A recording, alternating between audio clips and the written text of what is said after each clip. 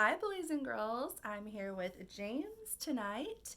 And as all of you know, I love to read out loud. And you know, I love to read to my two boys. Well, Jack's already in bed because he goes to bed really early.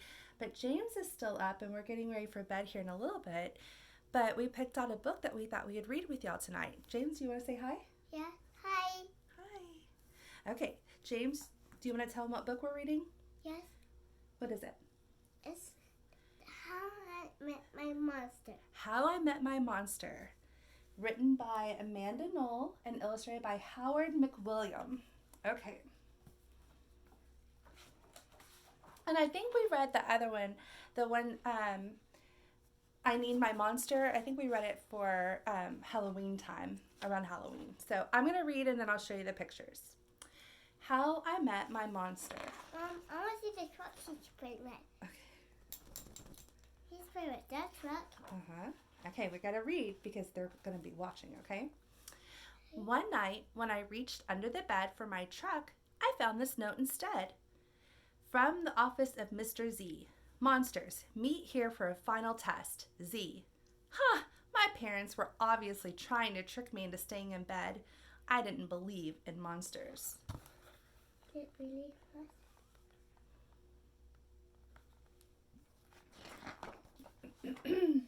So I crumpled the paper, grabbed my truck, and zipped over to my garage. I heard some creaking and rumbling, but I wasn't scared. Our house always made noises at night. Is that better? Yeah. No. Okay. No? You don't like that? But then a voice under my bed scolded, "Stop that stomach rumbling. The child will hear you." Voices? Stomach rumbling? If this was part of my parents' trick, it was pretty cool.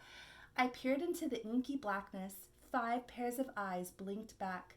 "See? Now he knows we're here," the voice sighed. "One of you has broken monster rule number 1. Maintain the element of surprise." This was no trick, I thought. There are monsters under my bed. Are there monsters under there, James? Yeah. Yeah. A long-necked yellow monster slid out, followed by 4 little monsters. "Rule number 2, the yellow one instructed. Never block the bed. All of you, scoot over." Hey, I realized, that one must be their teacher. I sat up straight, mesmerized by the monster parade shuffling across my bedroom. There's their teacher. I hope I don't look like that. I hope I won't be the boy. You're going to be the boy? No, I know. No, I know. That's better, the teacher monster said. "Access to the bed is clear. Now, who knows rule number 3?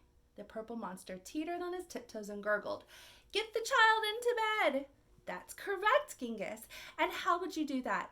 "Well, Mr. Z, I would roar my scariest roar."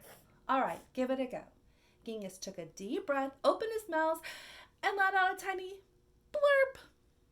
Stomach rumbling would have a better chance of getting me into bed than that funny little noise. I laughed. "The child is right," said Mr. Z, shaking his head. That was not sufficiently scary, Genghis. "I'm sorry. You're not the best monster for this child." There was some creaking as Genghis slunk beneath the bed. Let's make sure they can see.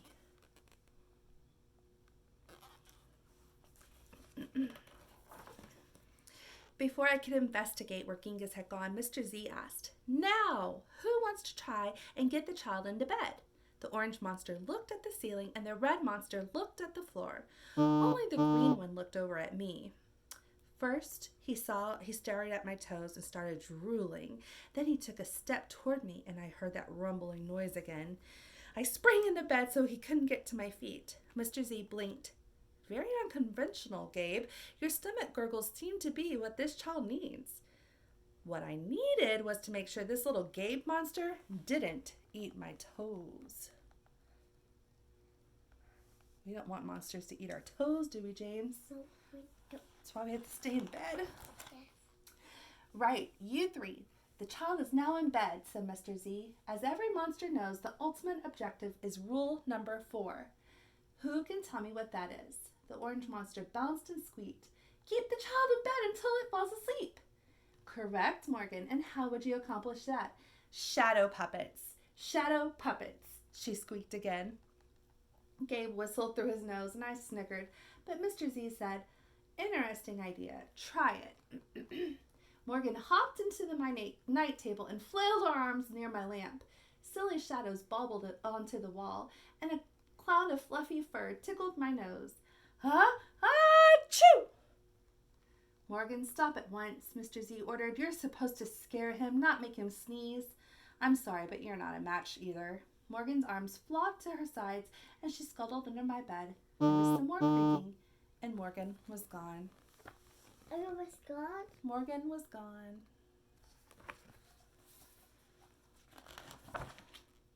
After all that sneezing, I really needed a tissue. Suddenly, a huge shadow of uncut claws loomed across my room. Awesome, I thought, and kind of scary. I froze in place. A powerful performance, Gabe, said Mr. Z. It's getting blurry, sorry. There we go. A powerful performance, Gabe, said Mr. Z, but do either of you see a problem? Oh, I know, chirped the red monster. The child is out of bed again. Correct, Abigail.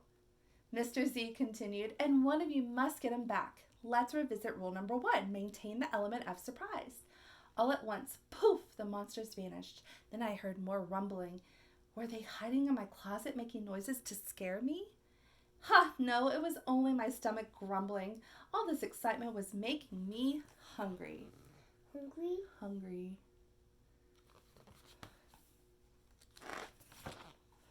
I tiptoed past the closet and peeked out the door. So far, so good, no monsters. Then I stepped over the squeaky stair and sneaked down to the kitchen. As I reached into the pantry, I heard some chattering behind me. I sure hope it wasn't that tiptoe-loving Gabe.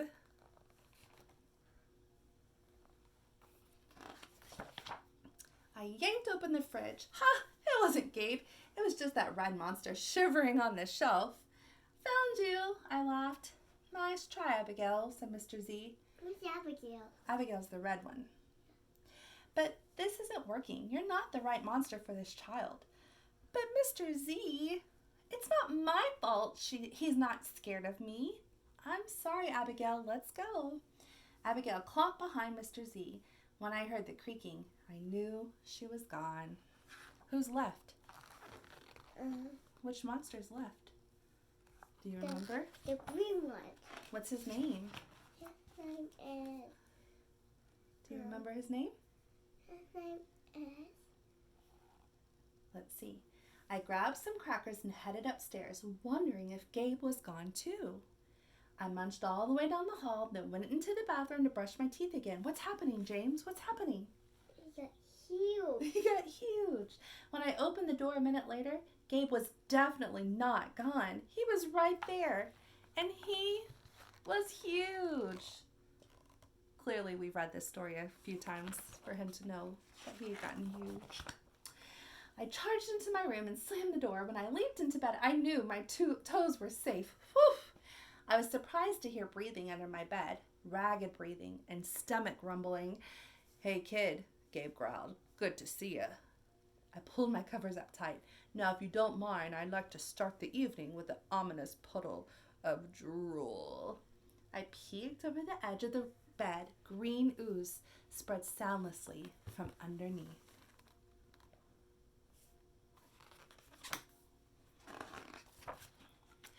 Then the bed quivered as Gabe unfurled his spiked tail. Well, this looks quite promising, Mr. Z noted. When I heard some more creaking, I knew Mr. Z was gone. I was alone with Gabe.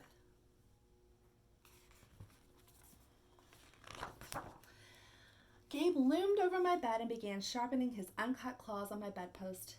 How'd you get so big? I gasped. Rule number 5, my friend, he explained. People food makes monsters grow. So,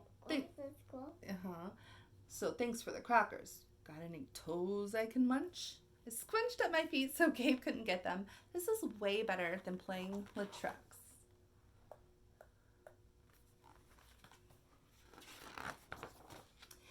No toes tonight, but you can have this, I offered, tossing a stuffed monster off the bed. Gabe dove for it. His soft, comforting snorts filled the room as he snuffled the toy. I shivered. He shivered. I shivered. I shivered. Kid, I think this is the beginning of a beautiful relationship. No other monsters can scare me like you, I giggled.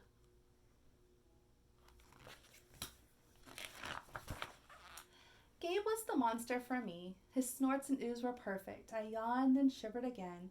I was asleep in no time.